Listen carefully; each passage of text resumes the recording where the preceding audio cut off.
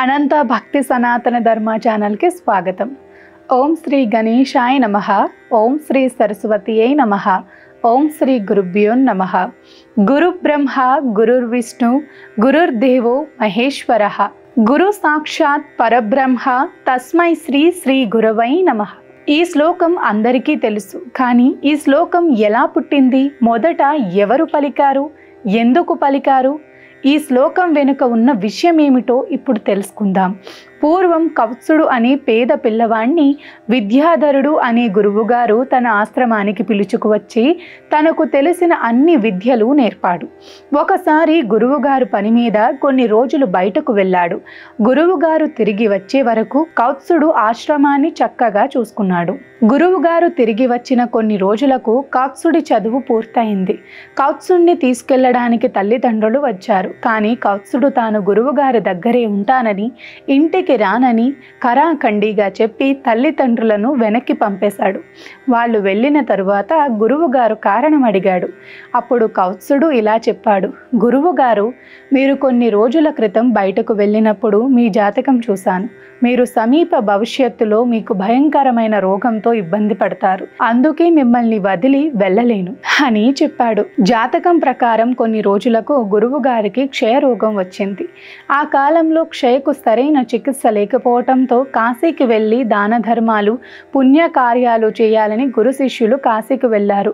గురువు గారి రోగం చూసి కాశీ ప్రజలు వీళ్లను అసహించుకున్నారు. కానీ కౌత్సుడు గురువు గారికి సేవలు చేస్తూనే ఉన్నాడు. ఎంతో మంది గురువు గారిని వదిలి వెళ్ళమని సలహా ఇచ్చినప్పటికీ కౌత్సుడు మాత్రం గురువు గారిని వదలలేదు. కౌత్సుడు గురుభక్తికి మెచ్చిన త్రిమూర్తులు అతన్ని పరీక్షించాలనుకున్నారు.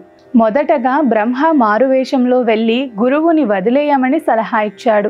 కౌత్సుడు బ్రహ్మ చెప్పిన మాటలు వినలేదు. రెండవసారి విష్ణువు మారువేషంలో వచ్చి సలహా ఇచ్చినా కూడా కౌత్సుడు వినలేదు. మూడవసారి చివరికి పరమేశ్వరుడు వచ్చినా వినలేదు. మెచ్చిన పరమేశ్వరుడు ఏదైనా సహాయం కావాలా అని అడిగాడు. మరెవరు గురువును వదిలేయమని నాకు సలహా ఇవ్వడానికి రాకుండా కాపలా కాయమన్నాడు కౌత్సుడు. అతని గురుభక్తికి మెచ్చిన త్రిమూర్తులు ప్రత్యక్షమయ్యారు. కౌత్సుడికి మోక్షమిస్తాం అన్నారు. అప్పుడు కూడా కౌత్సుడు వారితో, నాకు మీ గురించి చెప్పి ఈ రోజు మీరు ప్రత్యక్షం కావటానికి కారణమైన నా గురువే నాకు బ్రహ్మ, నా గురువే నాకు విష్ణువు, నా గురువే నాకు మహేశ్వరుడు, మీరు సాక్షాత్కారం అవ్వటానికి కారణమైన నా గురువే నాకు పరబ్రహ్మ అని అర్థం వచ్చేలా గురు బ్రహ్మ గురుర్విష్ణు గురుర్దేవో మహేశ్వరః, గురు సాక్షాత్ పరబ్రహ్మ తస్మై శ్రీ గురవై నమః అనే శ్లోకం చెప్పాడు కౌత్సుడు. తన గురువు గారికి మోక్షం ప్రసాదించమని త్రిమూర్తులను వేడుకున్నాడు. గురు భక్తికి మెచ్చిన త్రిమూర్తులు గురువు గారికి మోక్షం ప్రసాదించారు. ఆనందంతో కౌత్సుడు తల్లిదండ్రుల వద్దకు వెళ్ళిపోయాడు. ఇది ఈ శ్లోకం వెనుక ఉన్న విషయం. కొన్ని ముఖ్య శ్లోకాల విలువలు, అర్థాలు అందరూ తెలుసుకోవాలి. అందరూ తమ తరువాతి తరం వాళ్ళకి కూడా తెలియజేయాలి. సర్వే జనా సుఖినో భవంతు, లోకా సమస్త సుఖినో భవంతు.